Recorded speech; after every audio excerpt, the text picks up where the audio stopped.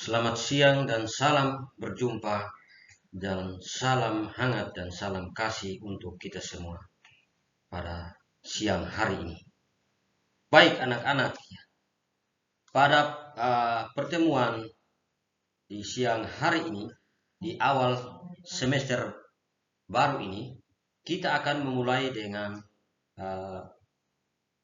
proses belajar mengajar kita di awal tahun ini dengan judul Yesus pemenuhan janji Allah. Ya, silahkan anak-anak melihat materi ini di dalam slide ini tentang Yesus pemenuhan janji Allah. Sudah? Apakah sudah siap atau belum? Kalau sudah siap, sudah selesai melihat dan mengamati materi ini, mari kita lanjut lagi ke berikut. Ya, kita masuk pada tahap berikut adalah berdoa. Saya akan menuntun adik-adik pada siang hari ini dengan doa. Dalam nama Bapa dan Putra dan Roh Kudus. Amin. Allah Bapa yang penuh kasih, puji dan syukur kami haturkan kehadirat-Mu atas berkat dan rahmat yang senantiasa Kau limpahkan pada kami. Saat ini kami ingin semakin mengenal Putra-Mu, Yesus Kristus, yang adalah pemenuhan janji-Mu yang sungguh manusia dan sungguh Allah.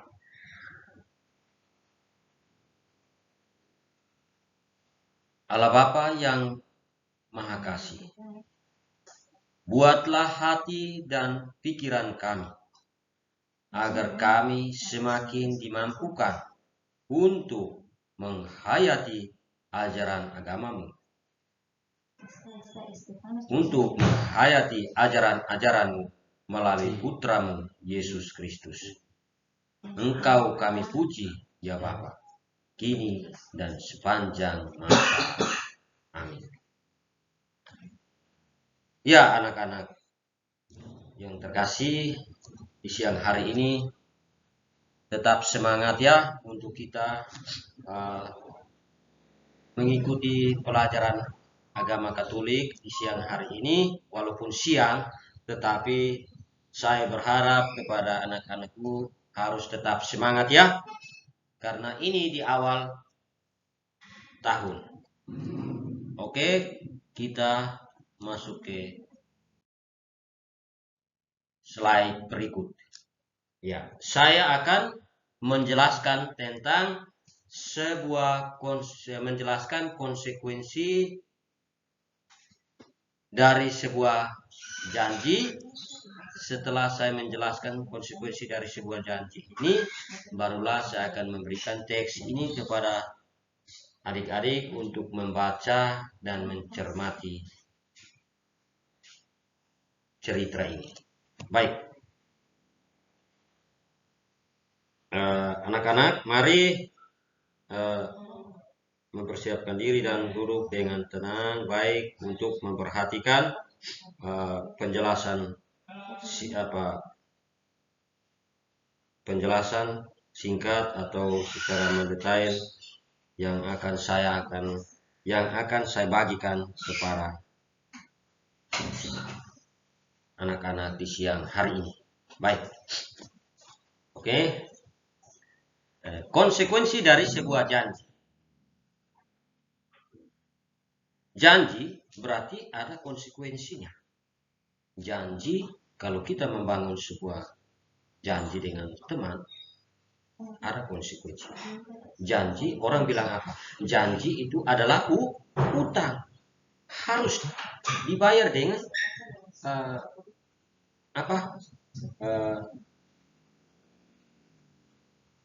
penetapan atau pemenuhan atau janji tersebut. Meskipun janji itu mengorbankan waktu, mengorbankan tenaga, tetapi konsekuensinya kita sudah membuat janji, maka harus dilaksanakan dengan baik. Anak-anakku yang terkasih, di siang hari ini saya harap masih ada perhatian dan semangat untuk mendengarkan penjelasan saya di materi hari ini.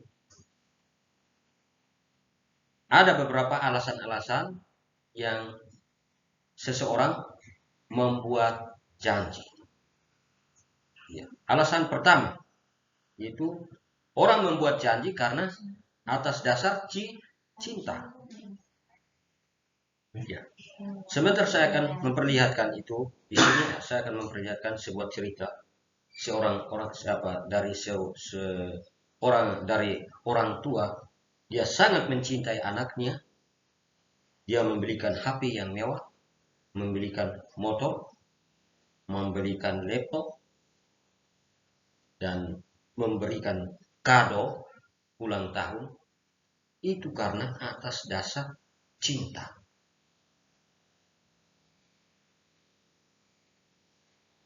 Yang berikut, ada sepasang pasutri, yaitu mengadakan ikatan perjanjian di hadapan pastor, di hadapan Tuhan, di hadapan kedua saksi. Karena atas dasar cinta, maka ia melakukan perjanjian, mengikrarkan janjinya di hadapan Tuhan lewat sakramen perkawinan. Itu karena atas dasar cinta. Alasan yang kedua, mengapa seseorang mau membahagiakan, ingin mau membahagiakan orang lain, itu karena dia berjuang dengan keras, dengan bekerja keras untuk membahagiakan pasangan, untuk membahagiakan orang tua. Misalnya saat ini adik-adik dalam pendidikan SMP bangku SMP atau kelas 8 ini ingin mau membahagiakan siapa? Mau membahagiakan pribadi, membahagiakan orang tua, membahagiakan diri sendiri dan orang lain lewat cara belajar. Lewat cara belajar yang keras, harus rajin supaya nilainya baik dan mendapat prestasi yang bagus sehingga membahagiakan diri, sehingga membahagiakan orang tua, orang lain maupun diri sendiri. Itu poin kedua. Poin ketiga, ingin mewujudkan cita-cita. Ya, ingin mewujudkan cita-cita. Ingin mewujudkan cita-cita, contohnya seperti ini. Seseorang di dalam kelas ini, adakah yang cita-cita menjadi dokter? Ada? Baik. Itu bagus. Saya memberikan apresiasi untuk adik. Harus diimbangi dengan semangat belajar untuk mencapai cita-cita menjadi dokter. Adakah yang bisa mau menjadi polisi, tentara, mau bahkan guru, dan lain sebagainya. Kalau memang ada cita-cita ingin mewujudkan sesuatu dengan cita-cita atau membahagiakan itu, harus diimbangi dengan belajar yang baik. Sehingga suatu saat apa yang kau inginkan, apa yang kau kejar bisa terlaksana karena atas dasar janji tersebut dengan orang tua, dengan kakak dan lain sebagainya, supaya membahagiakan orang tersebut, membahagiakan keluarga. Yang berikut, alasan karena janji. Setelah kita ingin mewujudkan suatu janji melalui cita-cita, maka janji itu karena atas rasa tanggung jawab. Ada rasa tanggung jawab juga ada di dalam sebuah perjanjian. Kalau kita melakukan perjanjian itu dengan baik, misalnya tadi saya bilang bertanya kepada adik-adik bahwa ada yang mau menjadi dokter, polisi, tentara dan lain sebagainya. Dengan dasarnya itu dia belajar dengan baik, selalu mengikuti arahan orang tua, guru di sekolah. Dia bekerja menyelesaikan tugasnya dengan tanggung jawab, maka akan membawa hasil yang sangat memuaskan dan membahagiakan dirinya sendiri maupun kedua orang tuanya. Ya, itu ada beberapa alasan yang saya jelaskan sampai saat di sini. Apakah anak-anak bisa paham dan mengerti sebelum saya lanjut lagi? Baik, kalau sudah mengerti dan paham, saya akan lanjut penjelasan mengenai konsekuensi dari sebuah janji ini. Ya. Dari 4 alasan tadi, dari sebuah janji itu juga bisa terwujud, dan sebaliknya janji itu juga tidak bisa terwujud. Itu ada 2 poin. Pertama, janji yang bisa terwujud akan membahagiakan diri dan orang lain. Misalnya seperti ini. Di antara beberapa orang di sini membuat perjanjian antara Yohanes dengan Justinus, berjanji untuk datang belajar bersama-sama, menyelesaikan tugas bersama-sama. Akhirnya menentukan waktu jam 4 kita sudi dalam ruangan UKS atau ruangan komputer untuk belajar bersama-sama menyelesaikan tugas. Setelah Yohanes dan Justinus melakukan perjanjian ini, dari pengawasan orang tua dan guru melihat bahwa Yohanes dan Justinus menepati janji, datang dan menyelesaikan tugas itu dengan baik, dan besok mereka memberikan tugas itu kembali kepada guru memberikan penilaian, mengoreksi dan memberikan penilaian bahwa kedua anak ini mendapat nilai yang bagus. Itu adalah membuat janji yang membahagiakan diri sendiri dan juga orang lain. Itu salah satu contoh yang kita membuat janji. Dan sebaliknya, janji yang tidak terwujud juga akan mendatangkan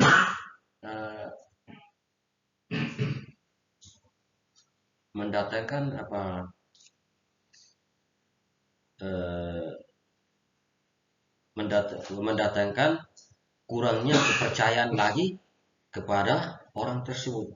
Misalnya tadi saya mengambil sebuah contoh Yohanes dan Justinus. Dari awal dia melakukan hal yang baik, maka janji yang tidak terwujud akan merugikan diri sendiri dengan orang lain. Misalnya seperti ini. Dari Yohanes dan Justinus. Sekarang saya mengambil salah satu siswa di antara ini adalah Maria dan Maria dengan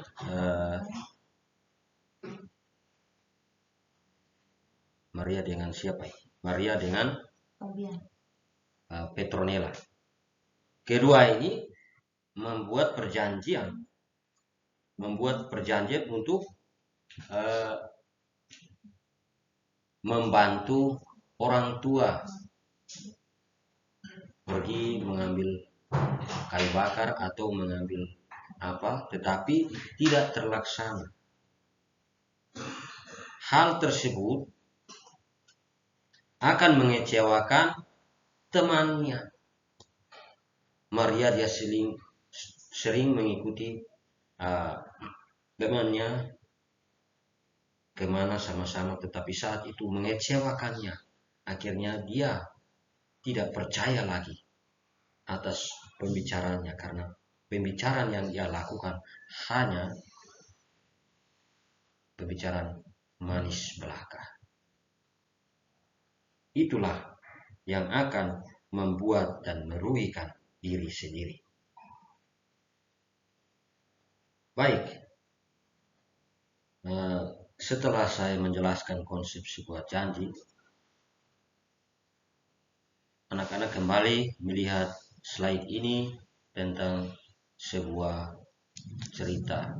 Di sini ada Fabian dan Thomas adalah kakak adik. Mereka hidup dalam sebuah keluarga yang mapan. Ya, kita lanjut dari cerita tadi yang adik-adik amati dan bacanya. Ada beberapa pertanyaan stimulasi untuk adik-adik di siang hari ini. Nah, di sini ada pertanyaan penuntun. Berdasarkan cerita di atas, mengapa Fabian dan Thomas berjanji? Menurut kalian, apakah alasan lain sehingga orang mau berjanji? Yang ketiga, apa konsekuensi dari janji itu? Pertanyaan keempat, menurut kalian apa yang terjadi jika tidak menepati janji? Yang kelima, menurut kalian apa yang terjadi jika dapat memenuhi janji? Ya. Baik, anak-anakku yang terkasih, di siang hari ini, walaupun siang saat ini cuacanya panas, saya berharap kepada anak-anakku harus tetap semangat ya. Baik, kita lanjut ke slide berikut. Ya, tadi saya sudah menjelaskan tentang menjelaskan makna janji itu di dalam poin pertama ini. Dalam kehidupan sehari-hari kita mengenal sebuah istilah janji. Tadi saya sudah jelaskan panjang lebar. Sekarang kita masuk pada poin yang ketiga ini. Poin ketiga ini menyatakan bahwa Allah merasa prihatin terhadap situasi kedosaan yang dialami oleh manusia. Nah, dari poin ketiga ini, baik anak-anak, silahkan mendengarkan penjelasan dari saya. Ya. Allah merasa prihatin terhadap situasi kedosaan yang dialami oleh manusia. Baik, saya akan menjelaskannya, dan saya harap di siang hari ini juga anak-anak tetap semangat untuk mendengar dan menyimaknya. Di sini saya akan menjelaskan makna janji dalam perspektif Allah. Kapan Allah berjanji kepada manusia? Kapan Allah berjanji kepada manusia? Sejak awal mula Allah menciptakan Adam dan Eva. Sejak itu Allah menciptakan Adam dan Eva. Allah membuat perjanjian dengan Adam bahwa saya telah memberikan kepercayaan dengan sepenuhnya engkau akan menguasai dan memelihara dan menjaga, engkau akan menjaga, menguasai dan memelihara taman ini dengan penuh sukacita. Di dalam taman ini saya sudah memberikan engkau semua, makan, minum sudah ada. Tidak perlu engkau capek-capek dan bekerja. Itu Allah sudah memberikan kepercayaan kepada Allah. Tapi dalam perjalanan waktu, Adam dan Eva membuat dosa, makan buah terlarang. Yang Allah mengatakan bahwa di tengah kebun ada dua pohon. Satu pohon adalah pengetahuan yang baik, dan kedua adalah pohon pengetahuan yang baik. Maka anak-anak yang biasanya kamu menyanyi, Nenek Eva makan buah terlarang, maka saat ini dengarlah baik-baik penjelasan saya. Di sini Allah telah menyatakan bahwa Allah tetap sangat mengasihi manusia, maka Ia berkehendak memulihkan hubungan manusia yang telah rusak tersebut, sehingga dengan segenap hati, dengan segenap kasih, Ia menjanjikan manusia bahwa dengan menjanjikan Sang Juru Selamat, yaitu Yesus Kristus, untuk menyelamatkan manusia dari dosa. Itu terdapat dalam kitab Kejadian bab 3 ayat 1 sampai dengan 15, anak-anak. Kita lanjut lagi pada kitab Yesaya bab 7 ayat 1 sampai 14. Dia menyatakan seperti ini. Janji Allah juga diungkapkan melalui kitab Yesaya, menyatakan seperti ini.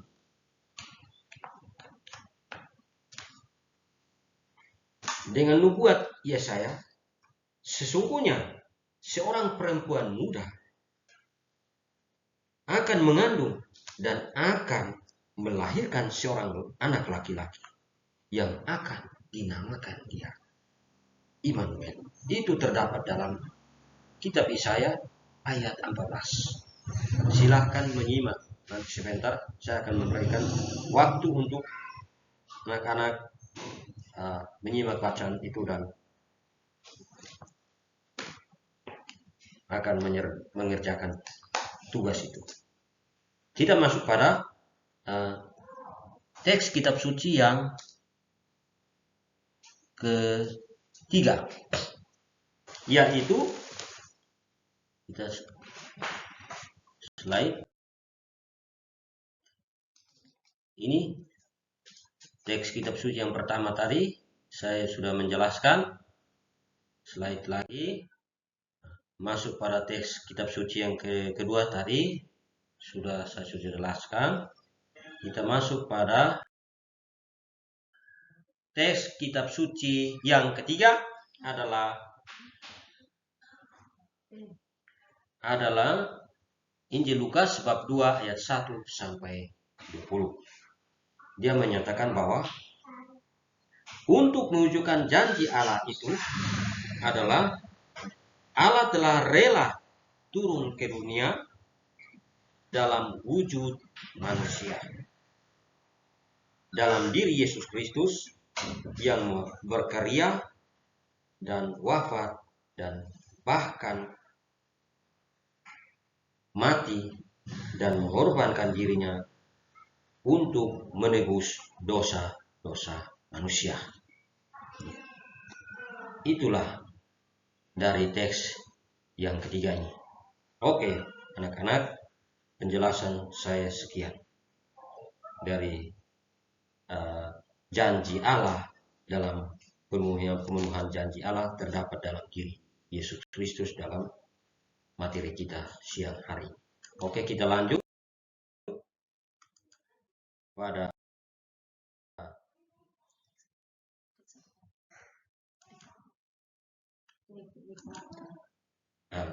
pertanyaan berikut. Tadi saya sudah jelaskan tentang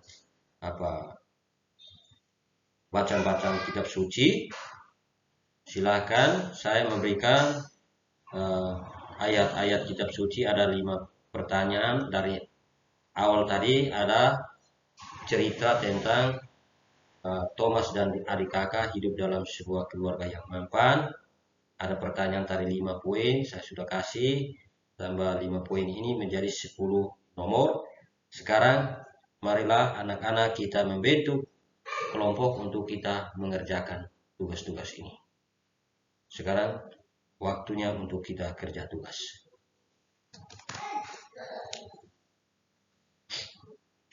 Baik anak-anak, kalau sudah mengerjakan tugas dengan baik, silahkan kumpul tugas ini dan kita akan mengakhiri pertemuan kita dengan doa.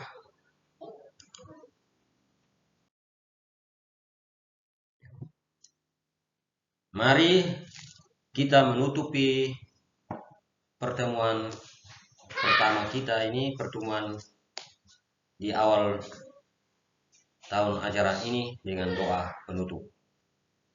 Marilah berdoa. Dalam nama Bapa dan Putra dan Roh Kudus. Amin. Ya Bapa yang penuh kasih, kembali kami menghaturkan puji dan syukur kepadamu atas berkat dan rahmat-Mu yang Engkau berikan kepada kami. Sehingga kami telah mengikuti proses belajar, mengajar dengan baik, dan tetap kami setia sebagai pengikut-Mu. Dengan perantaraan Putra-Mu, Yesus Kristus, yang hidup dan berkuasa, kini dan sepanjang segala masa. Amin. Dalam nama Bapa dan Putra dan Roh Kudus. Amin. Oke, anak-anak yang terkasih, terima kasih atas pertemuan kita di siang hari ini. Saya berharap bahwa tugas-tugas tadi sudah dikerjakan, pulang dan belajar baik-baik supaya sampai hari H untuk ujian ulangan harian bisa mendapatkan nilai yang baik, dan selanjutnya ujian semester juga mendapatkan nilai yang baik. Ya. Inilah sebuah proses pertemuan kita hari ini. Orang bilang apa? Jangan pernah berhenti belajar, anak-anak, karena hidup tak pernah berhenti bekerja. Karena hidup tak pernah berhenti memberikan pelajaran. Itulah sekian sekilas motivasi dari saya. Sekian dan terima kasih. Selamat siang.